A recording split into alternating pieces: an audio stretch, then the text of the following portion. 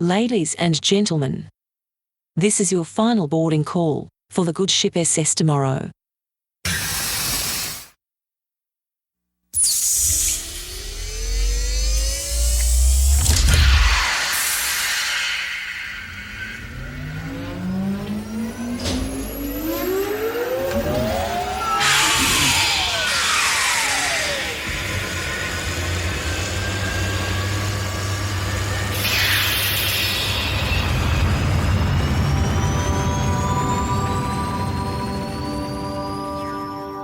Today on The Friendly Futurist, drone technology.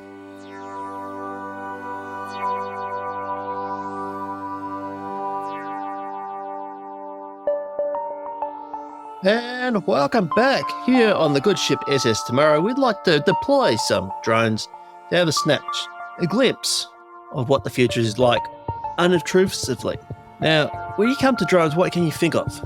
Often, it'll be either a military drone or a photography drone or a toy drone. But there's a lot more to it than that. This is where our guest, Mat Johnsson, from a city I know quite well, Bristol in the UK.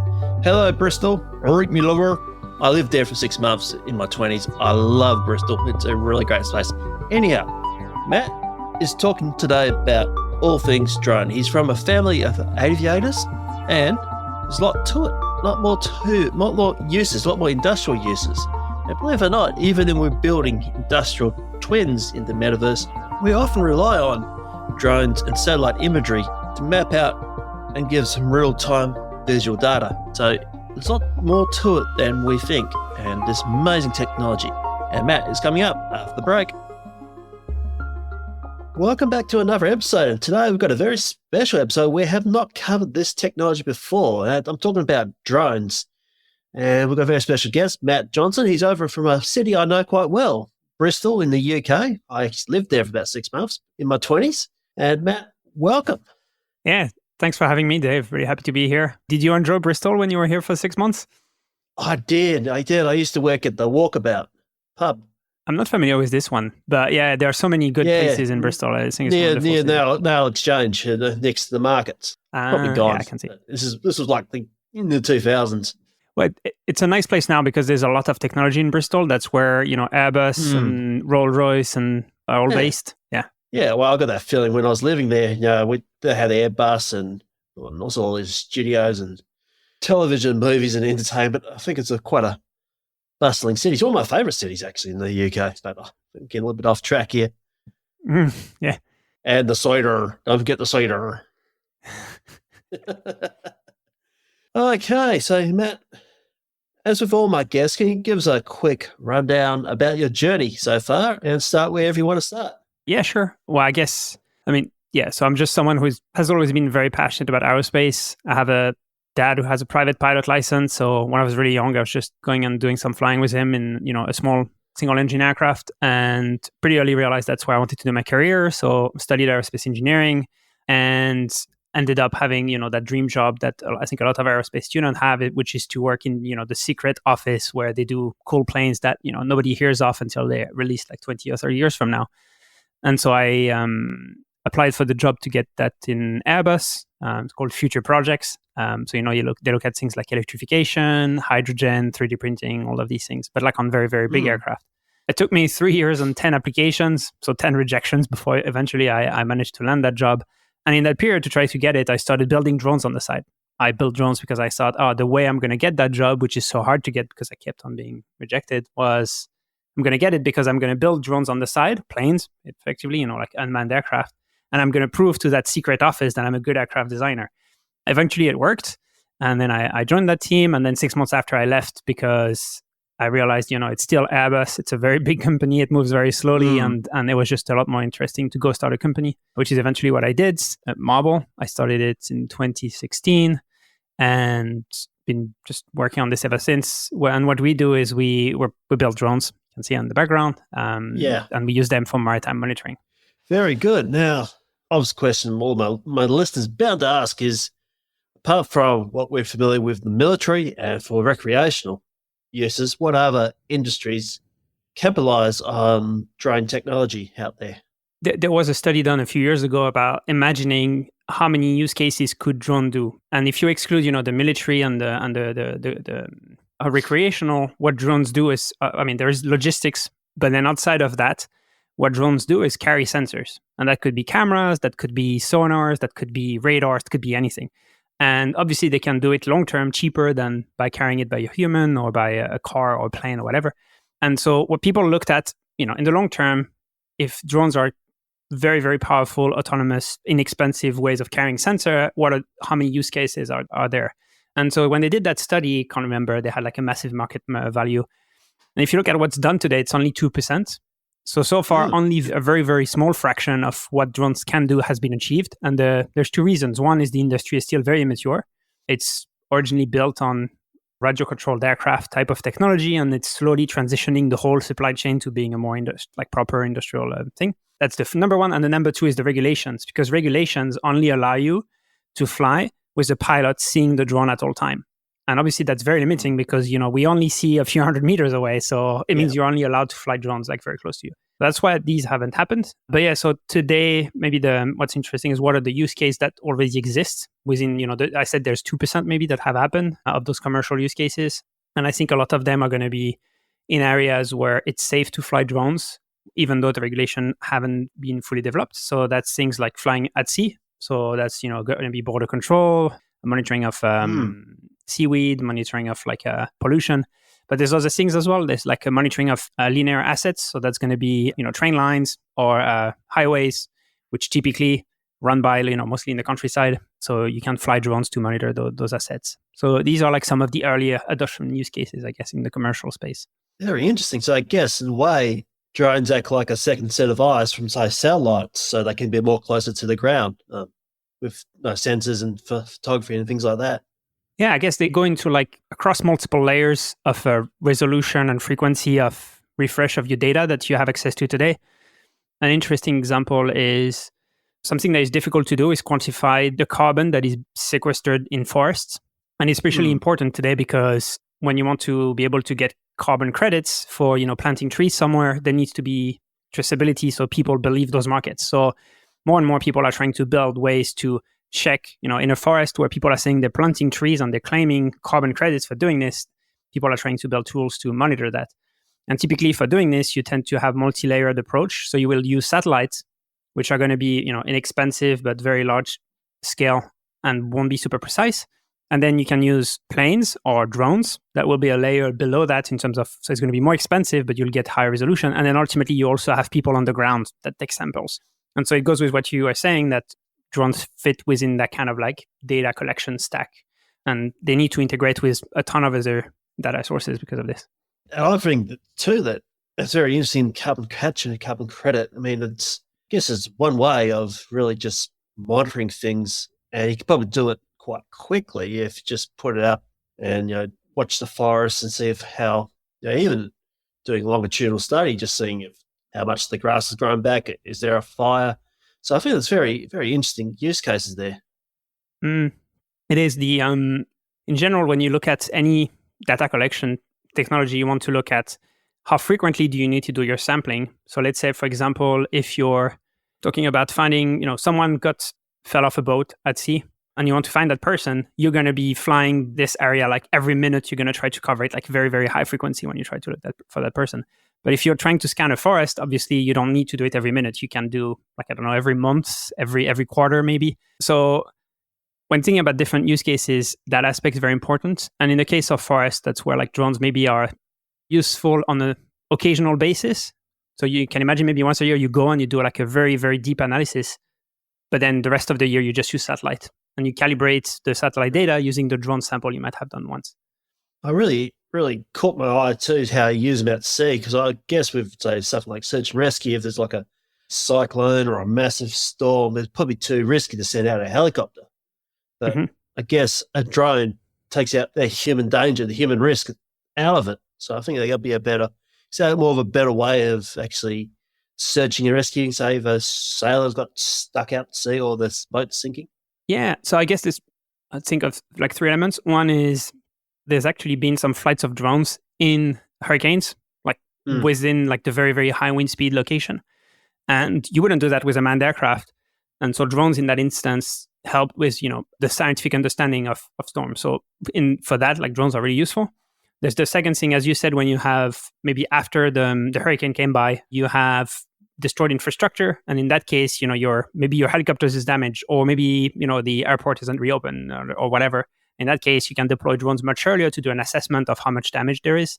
And then the last thing for search and rescue, you were saying, yes, you want to, I guess in general, planes can go in bad weather. You don't want to fly in the middle of a tropical hurricane or something, but if it's windy, you can still go.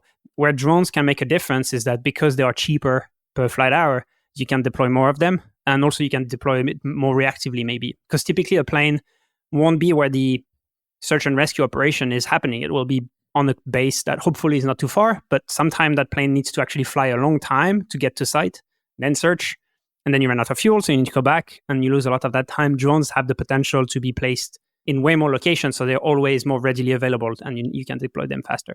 By the way, when I say this, like that vision of having multiple drones flying when you have a case of search and rescue, that's not the case yet. That's what's inevitably going to happen, but that's not yet fully implemented, just because, again, the industry is still in its infancy. Yeah.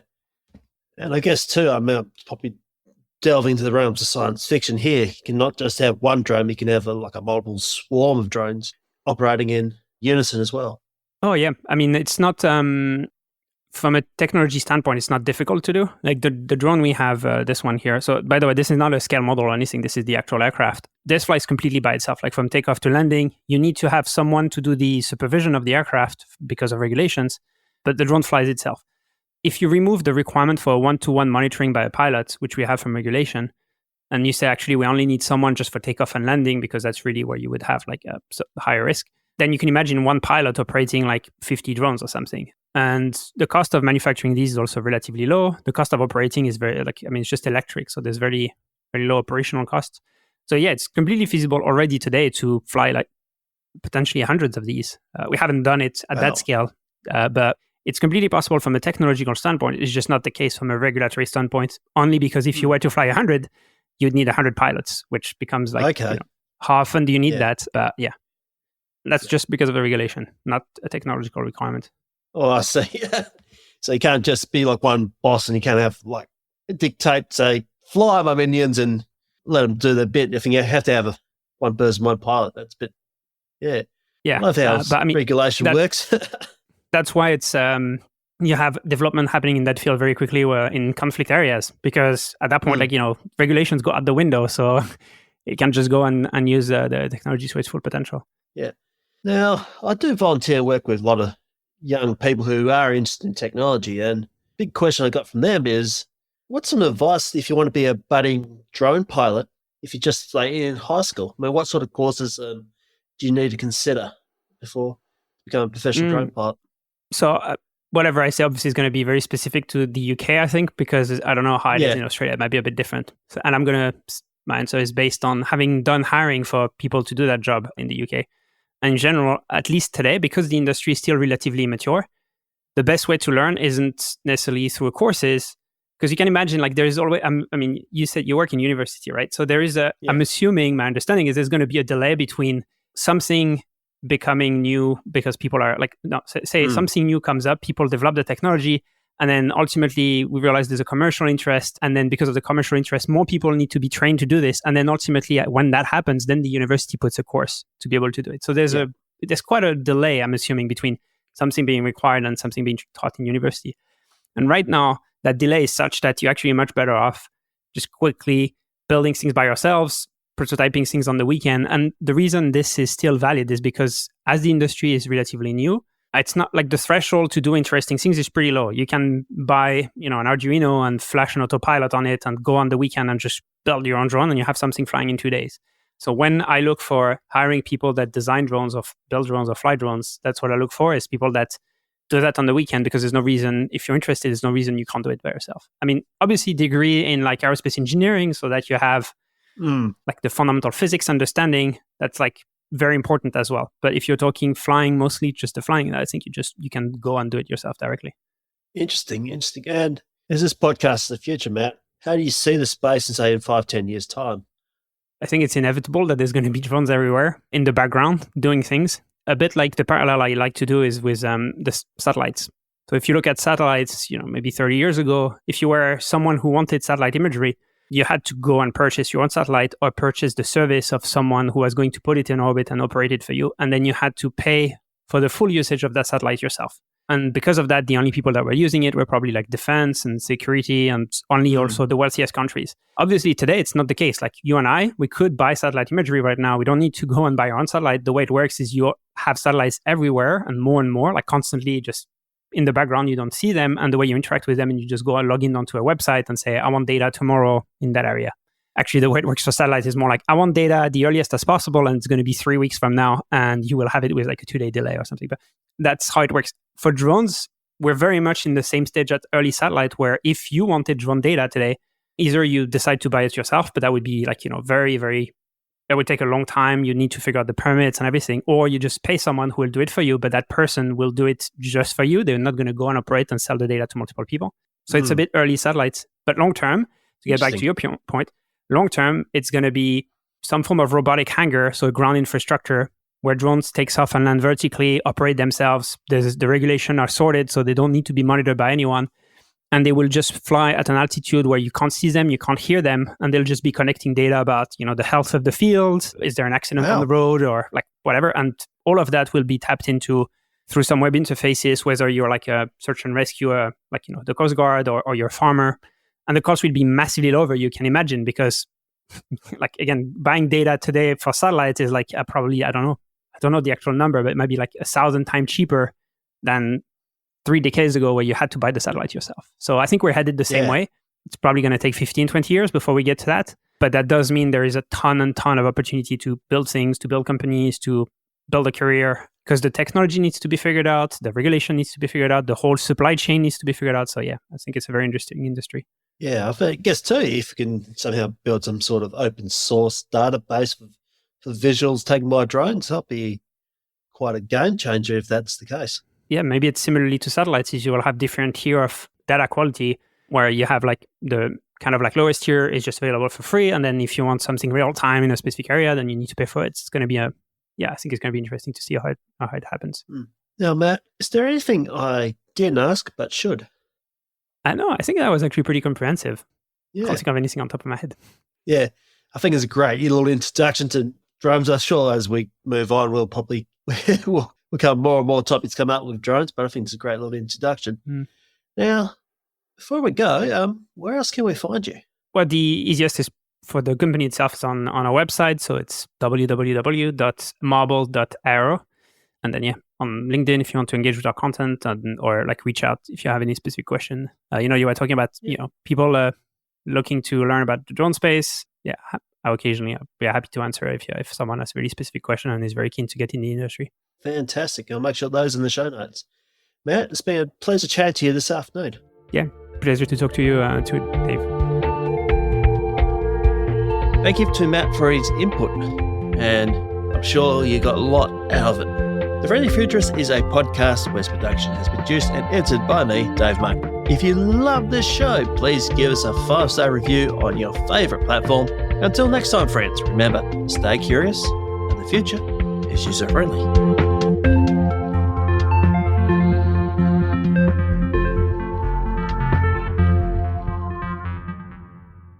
Another Podcasts West production.